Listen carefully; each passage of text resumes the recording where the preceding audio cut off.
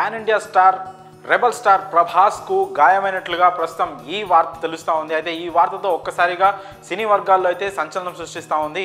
ప్రస్తుతం ప్రభాస్ రాజాసాబ్ అలాగే ఫౌజీ సినిమాల షూటింగ్స్తో బిజీగా ఉన్నాడు. అయితే ప్రభాస్ కల్కి సినిమా జపాన్లో జనవరి 3న రిలీజ్ కానుంది. జపాన్లో తెలుగు సినిమాలకు ముఖ్యంగా ప్రభాస్కు ఫ్యాన్స్ ఎక్కువ అని తెలిసిందే.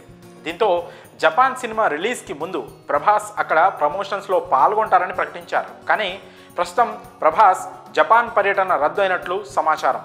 ప్రభాస్ ఫౌజీ సినిమా షూటింగ్లో గాయపడినట్లుగా తెలుస్తూ ఉంది. యాక్షన్ సీక్వెన్స్లో కాలికి గాయమైనట్లు సమాచారం. దీంతో ప్రభాస్ కొన్ని రోజులు రెస్ట్ తీసుకోవాల్సి రావడంతో జపాన్ పర్యటనను రద్దు చేసుకున్నట్లు తెలిపారు.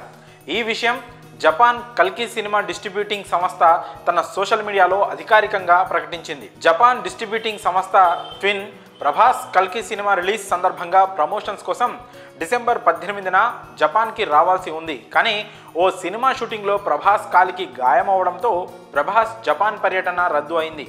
డైరెక్టర్ నాగ్ అశ్విన్ మాత్రం జపాన్కి వస్తున్నారన్నట్లు ఆ సంస్థ అయితే ప్రకటించింది. డిసెంబర్ 18న కల్కి ప్రీమియర్స్లో నాగ్ అశ్విన్ పాల్గొనున్నారని జపాన్ భాషలో ఆ సంస్థ అయితే తెలిపింది. అయితే ప్రభాస్కి గాయం అవడం ప్రస్తుతం ఆయన అభిమానులతో పాటు సినీ వర్గాల్లో ఆందోళన కలిగిస్తూ ఉంది.